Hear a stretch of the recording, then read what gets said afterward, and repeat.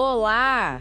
Que bom ter vocês conosco. Nós somos uma IA desenvolvida pelo site .geek. Curadoria de conteúdo humana por Gordo Geek. Eu sou o Eduardo. E eu sou a Jéssica. Bem-vindos à nossa análise de hoje. Vamos ver o que nossa editoria separou de mais importante para essa edição. Vamos começar com uma notícia do Jeff Benjamin, lá no 9to5Mac.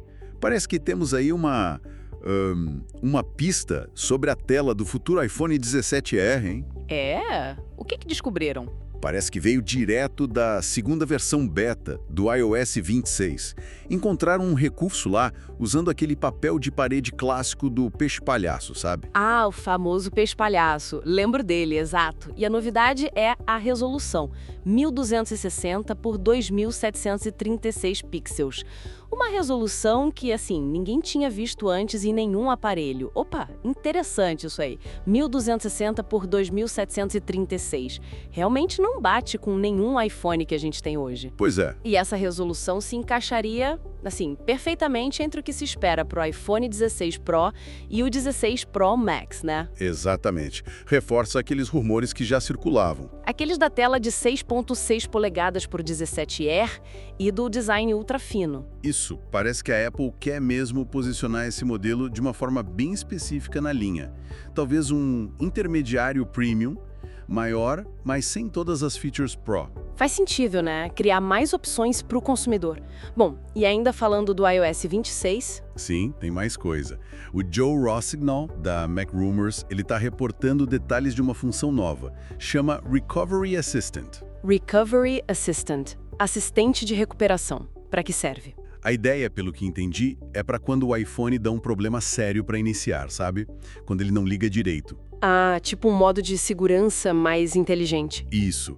Ele entra nesse modo especial de recuperação e o próprio sistema tenta se diagnosticar e consertar o problema. Legal. E tem mais alguma coisa? A parte mais interessante, eu acho, é que parece que vai dar para usar outro aparelho Apple, tipo um iPad ou até o outro iPhone. Espera aí, usar outro aparelho para consertar o iPhone? Como assim? Para baixar e reinstalar o iOS no iPhone que está com problema, sem precisar de um computador, um Mac ou PC. Nossa, isso é uma mão na roda, hein?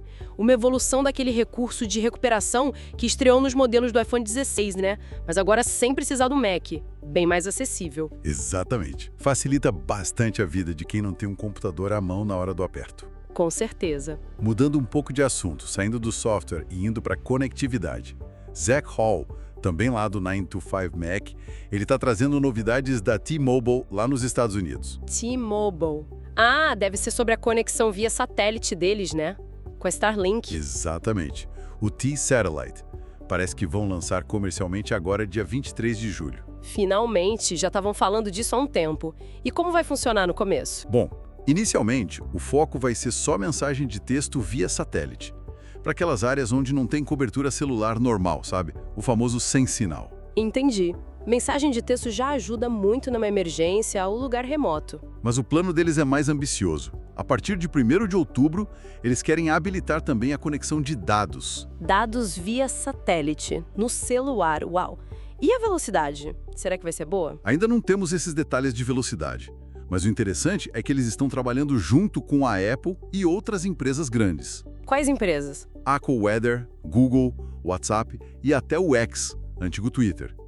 A ideia é otimizar esses aplicativos para funcionarem bem nessa conexão via satélite, que provavelmente vai ser mais lenta, né? Ah, inteligente. Otimizar para consumir menos dados e funcionar mesmo com conexão mais limitada. Boa estratégia. E ainda nesse tema de conexão em situações, digamos, críticas, Karandeep Singh Oberoi, do Android Police, está falando sobre o AT&T ESNet. ESNet, isso tem a ver com o 911 nos Estados Unidos, né? Aquele número de emergência. Isso mesmo. É a plataforma de nova geração da AT&T para o serviço 911. Uma modernização. E qual a novidade aí? A grande sacada do ESNet, que significa Emergency Services IP Network, né? Basicamente usar tecnologia de internet para a rede de emergência, é que em breve vai permitir enviar fotos e vídeos direto para os atendentes do 911. Nossa, imagina poder mostrar o que está acontecendo numa emergência em vez de só tentar descrever por voz. Isso pode fazer muita diferença. Com certeza. E tem mais. A partir de outubro, alguns carros da Toyota, modelo 2026, vão poder enviar dados de acidentes automaticamente para a central, integrando o carro com o serviço de emergência.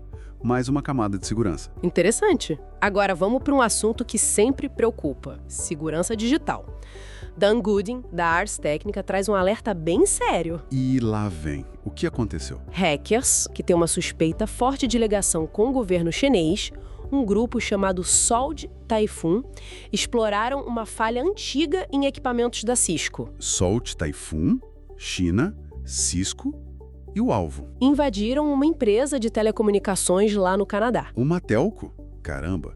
E a falha era nova? Aí que está o ponto mais preocupante. A falha, o código dela é CVE 2023-2198, era considerada de severidade máxima. Ok. Já tinha uma coleção disponível desde outubro de 2023. Peraí, correção desde 2023? E a invasão foi quando? Só aconteceu em fevereiro de 2025, quase um ano e meio depois. Não acredito. Isso é negligência grave por parte da empresa canadense, né? Não aplicar um patch crítico por tanto tempo. Exatamente. E isso abriu a porta para os hackers modificarem configurações, coletarem tráfego de dados. Um estrago. Mostra como a falta de atualização é um risco gigantesco. Demais. Falta de higiene básica de segurança cibernética, né? Pois é. E continuando nessa linha de preocupações digitais, o Chris Smith, do BGR.com, está destacando um problema que está crescendo muito. Qual seria? O uso massivo de conteúdo falso, sabe? Muito gerado por inteligência artificial durante aquele conflito recente entre Israel e Irã. Ah, sim, a desinformação potencializada pela IA. A gente viu muita coisa circulando, né? Muita coisa. Vídeos e imagens totalmente enganosas. Tinha tipo vídeo de caça F-35 sendo abatido que na verdade era de videogame, ou criado por IA mesmo. E viraliza muito rápido, né? A BBC Verify até fez um levantamento, achou dezenas desses posts falsos, alguns com centenas de milhões de visualizações. É assustador o alcance. E não é só ação de governo, né? Não mesmo. Tem gente comum fazendo isso para viralizar, talvez ganhar algum dinheiro com clique. E claro, serviços de inteligência, como o da Rússia, por exemplo, podem usar isso para tentar desacreditar equipamentos militares ocidentais, sabe? Gerar dúvida. A desinformação como arma de guerra, agora com o turbo da IA generativa. Complicado. Bom, trazendo a conversa aqui para o Brasil agora. Temos notícia do Wendell Martins, lá do Canaltech. Opa! Notícia local? O que temos? Parece que o lançamento esperado da Samsung está bem mais perto de acontecer. O Galaxy Watch 8 Classic. Aquele com a coroa giratória, que muita gente adora. Esse mesmo. Acabou de ser homologado pela Anatel. Sério? Que ótima notícia para os fãs. Homologado significa que já pode vender aqui, né? Exato. Tanto a versão só Bluetooth, que é o modelo SM-L505, quanto a versão com LTE para usar independente do celular, o SM-L505F. Os dois já têm o sinal verde da Anatel. Legal. E já se sabe alguma coisa das especificações, vazamentos, talvez? Olha, os vazamentos anteriores sugerem um modelo de 46 milímetros, o que é um tamanho considerável, e com 64 GB de armazenamento interno, bastante espaço. 64 GB num relógio, é bastante mesmo. E o design? Parece que vai ter aquela mistura de tela redonda com uma borda meio quadrada, um visual que lembra um pouco o Galaxy Watch Ultra. Ah, entendi. Um visual mais robusto, talvez, e um lançamento. Alguma previsão? A homologação geralmente acontece perto do lançamento, né? Então talvez já em julho, quem sabe, no próximo evento Unpacked da Samsung. Vamos ficar de olho então. E olha só, mais um alerta de segurança digital. Esse vem da Mariana Nalê Supó, no Security Leaders. Mais um? O que foi agora? Cibercriminosos criaram um site falso idêntico ao daquela plataforma popular de edição de vídeos, o CapCut. CapCut, muita gente usa isso. E qual o objetivo do site falso? Distribuir malware, claro.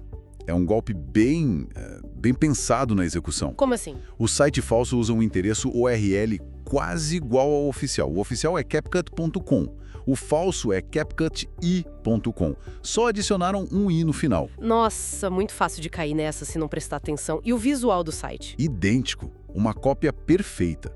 Aí a pessoa tenta baixar o aplicativo por esse site falso. E baixa o malware junto, né? Exatamente.